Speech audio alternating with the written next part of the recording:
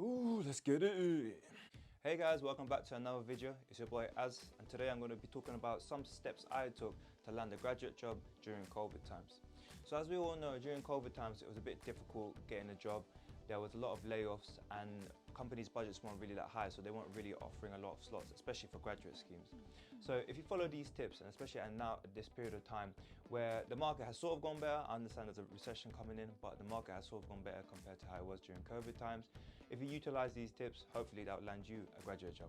So let's get straight to it. So the first tip I'll give you guys is make sure you apply as early as possible. Now the reason why I say that is because a lot of companies have something which is called a rolling deadline. So what it means by that is, let's say they have 100 slots available for the next cohort. Once they take in applicants and then they do interviews, they do assessments, they're all happy with everything and they give out job offers. Once the 100 slots are filled, they will then cut off all applications. Now, the issue with that is, let's say if you're someone that procrastinates or think, oh, I might apply later down the line, you would then go on to websites, maybe like GradCracker, LinkedIn, or CV Library. You will see that the application or the opportunity has gone. So that's what a lot of companies do. So a way to avoid that is just apply as early as possible. The second tip I'll give you guys is keep a track of all the applications that you've done. It doesn't have to be something fancy. You can just whip out Excel, fill in some headers, so the company, the stage that you're in, so you might fill out some headers such as first stage, second stage, assessment centers, or offer stage. Now the reason why I say that is, number one, it's good for your mental well-being. You can see all the places that you've applied for, you keep yourself organized, and that keeps you sharp as well. Number two is, there's a lot of companies out there and you'll be applying throughout the year. So you might think, oh, have I already applied for that? And it just saves you a lot of time and hassle. So that's one thing that I would definitely recommend. So the third tip I'll give you guys is practice the assessment tests. Now the assessment tests can come in multiple forms. You have your SJTs, situational judgment tests, then you have your psychometric tests. The psychometric tests can usually form in patterns or some number tests, or like testing your bar chart reading skills, things like that. And the reason why I say to practice these is because around, let's say 99% of all graduate schemes that you're applying to, they will always have some form of test at the first stage. Now the reason why they do that is because they want to see what type of person you are. And with these kind of tests, it's not something that if you take on the first time round, you'll pass automatically. You need to practice this. And one example is, let's say if you're applying for a company, you can actually apply beforehand with maybe like a dummy email and see a preview of all their tests. So if they have any psychometric tests or situational judgment tests, you can have a look through it and then practice it. There's also free resources available on Google where you can look up psychometric tests. But one of the things I would say is make sure you practice it until you're super comfortable doing it. It's because when you're applying for all these jobs, remember, you only have one shot at it. Majority of these companies, you can only apply once within a 6-month period. And then it relates back to my first tip is, since it's a rolling deadline, you never know. In 6 months' time, you probably won't have the opportunity again because everything will be filled up. So you applied early, you smashed the tests, all the psychometric and the SJT tests, everything, and now you reached the assessment center. First of all, well done. Now, this is the most important part because usually after this, it's either you get the offer or you don't. So with assessment centers, it's natural to be nervous.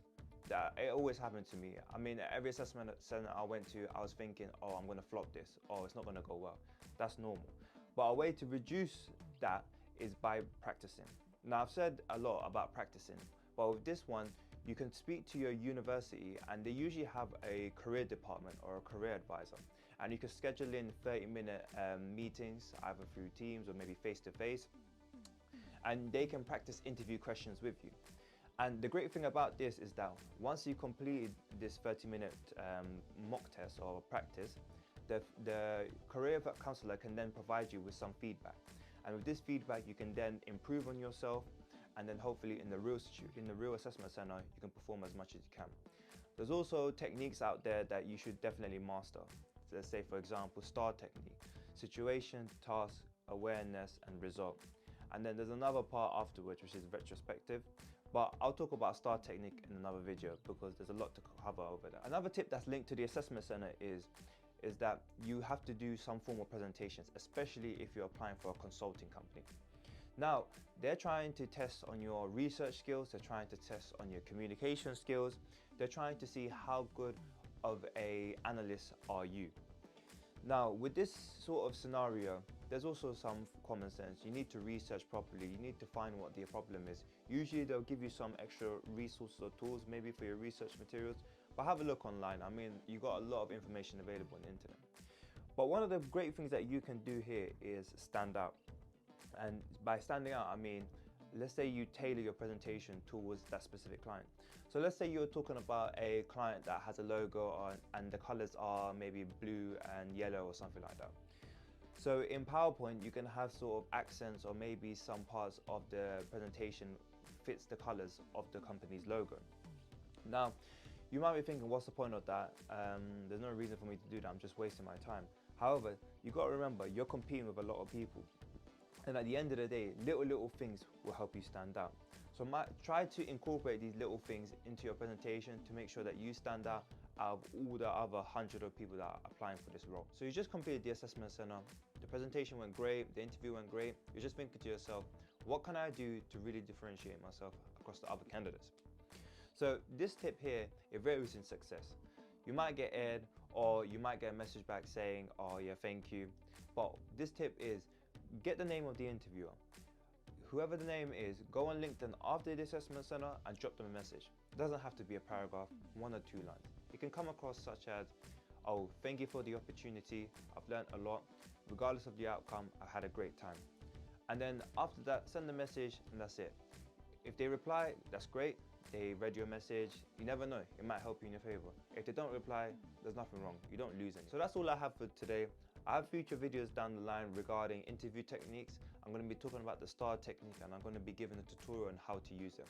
The STAR technique is very important and you have to master it in order to be successful at interviews. But yeah guys, that's all I have for today. Make sure you like and subscribe as we're close to 100 subscribers. Let's try hit that benchmark. But I'll see you guys later.